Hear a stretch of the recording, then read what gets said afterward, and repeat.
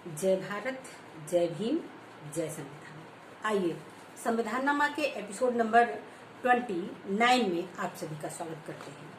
आज हम संविधान के उस आर्टिकल की बात करेंगे जो बहुत ही महत्वपूर्ण है, जिसे डॉक्टर अंबेडकर ने संविधान की आत्मा का उपाधि संविधान सभा में उसको समझाते हुए बहस के दौरान उन्होंने इस आर्टिकल को बहुत ही महत्वपूर्ण संवैधानिक उपचार का दर्जा दिया। आइए इसके बारे में हम जानते हैं। संविधान में मूल अधिकारों की अमूर्त घोषणाएं निरर्थक है जब तक कि उन्हें अधिकारों को लागू कराने के साधन ही ना हो तो वो घोषणाएं निरर्थक हैं।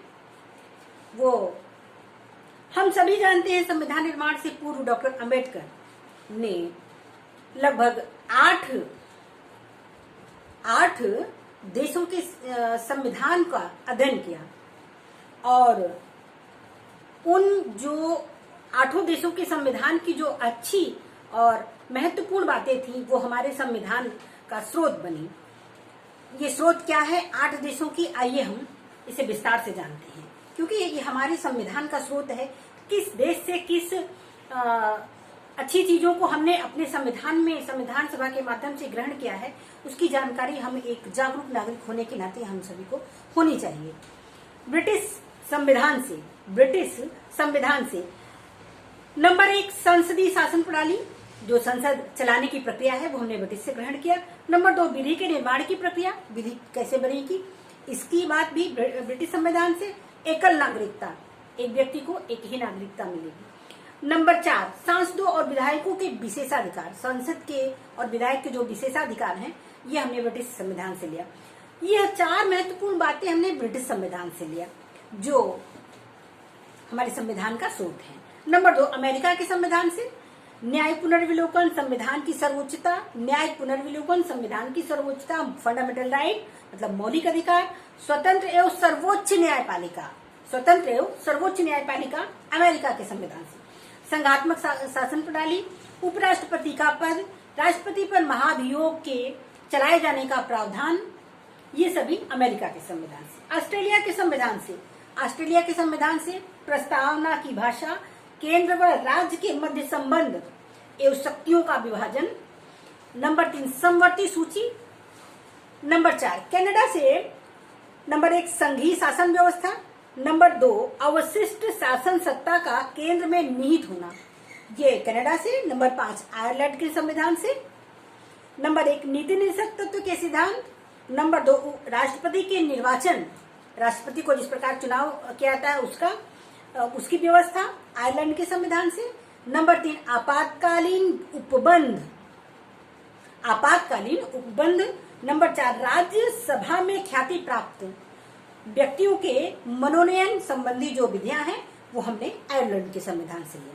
नंबर 6 फ्रांस के संविधान से गणतंत्र संबंधी प्रावधान,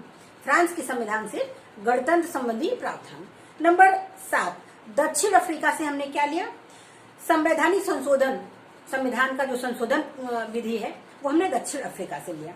नंबर 7 पूर्व सोवियत संघ के संविधान से मूल कर्तव्यों से संबंधित प्रावधान। लास्ट 8वां है 1935 के भारत शासन अधिनियम से हमने लिया नंबर 1 संघ राज्य शक्ति का विभाजन से संबंधित सूचियां, जो 3 सूचियां हैं। नंबर 2 गवर्नर का पद। नंबर 3 राज्यों के संबंध में संवैधानिक व्यवस्था की विफलता से संबंधित प्रावधान। इन सभी देशों के संवैधानिक अनुभव से प्राप्त की गई महत्वपूर्ण बातें, तथ्य हमारे संविधान सभा के प्रारूप समिति के अध्यक्ष डॉक्टर अंबेडकर और अपने सदस्यों के माध्यम से ये सारी जो खूबियां थी, सारी जो विशेषताएं थी, अलग अलग संविधानों की जो खूबियां थी, क्योंकि हमारा देश कई जाति, धर्म और संप्रदाय के लोग यहाँ निवास करते हैं, उन सभी की सुविधाओं को ध्यान में रखते हुए उन सभी लोगों के अधिकारों को पूरा हो, इसलिए उन सभी अच्छी बातों को, अच्छे विषय को हमारे संविधान में रखा गया। अधिकार के अनुपालन को लागू करने की ये सभी देशों की जो संवैधानिक अनुभव से यह होता है कि इस अधिकारों की विद्यमानता का परीक्षण ये सभी जो अधिकार हैं उसकी विद्यमानता का परीक्षण न्यायालय में होगा। अधिकारों के अनुपालन को लागू करने की न्यायालय की शक्ति न्यायपालिका की निष्पक्षता और न्यायालय की स्वतंत्रता पर ही इस बात पर भी निर्भर करती है कि न्याय कार्यपालिका या अन्य प्राधिकारियों से लागू मतलब पालन कराने के लिए उनके पास कितने प्रभावी उपकरण हैं।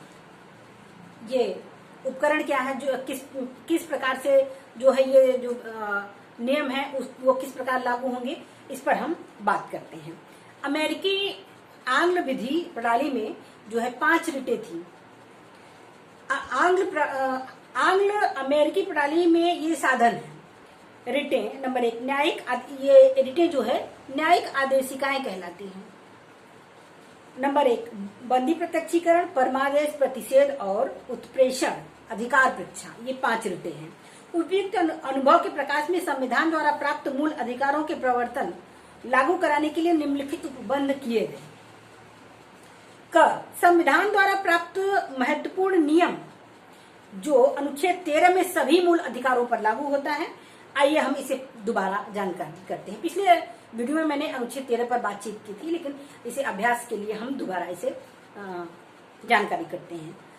भारतीय संविधान मूल अधिकारों को न्यायपालिका और विधानमंडल दोनों की कार्यवाही के विरुद्ध संरक्षण प्रदान करता है। यह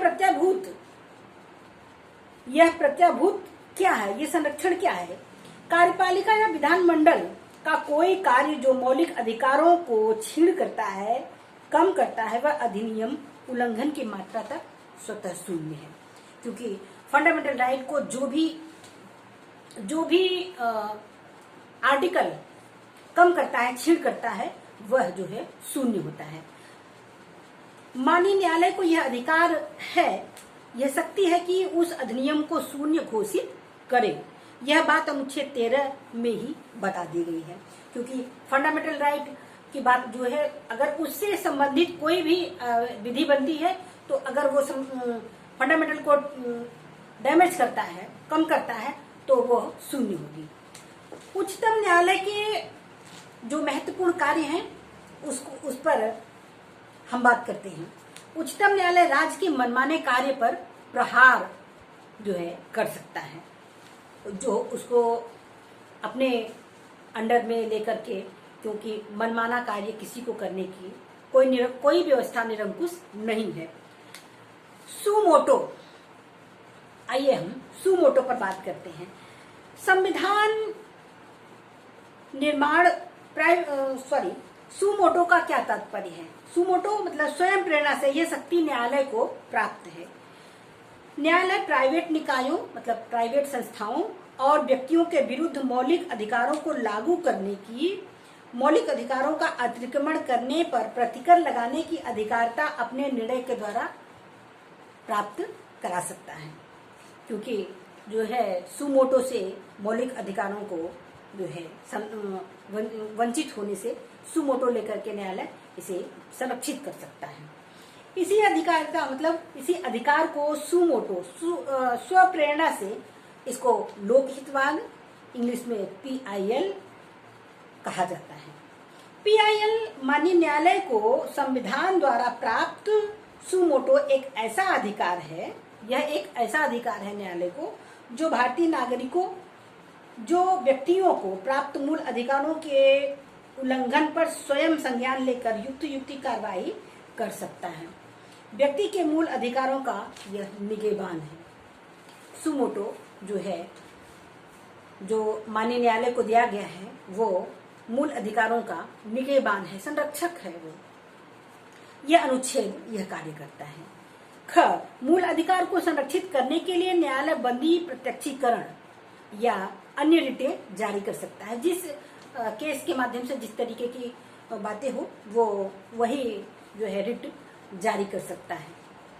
ये रिटें 5 हैं जो अभी मैंने आपको बताया। एक बार दोबारा मैं इसे रिपीट कर देती हूँ। नंबर 1 बंदी प्रत्यक्षीकरण, नंबर 2 परमादेश, नंबर 3 प्रतिषेध, नंबर 4 उत्प्रेषण और नंबर 5 अधिकार परीक्षा। मूल अधिकार की रक्षा के लिए ये 5 रिटें माननीय न्यायालय जारी कर सकते हैं। इस वीडियो में हम इतना ही बात करते हैं। अगले वीडियो में हम रिट को जो है थोड़े और डिटेल में जानेंगे। आपको वीडियो कैसा लगा, लाइक करें, कमेंट करें, सब्सक्राइब करें। ये एक सामाजिक पहल है और हम सभी मिल करके एक जागरूक नागरिक बने, एक जिम्मेदार नागरिक बने। इसी के साथ जय भीम, जय संविधान।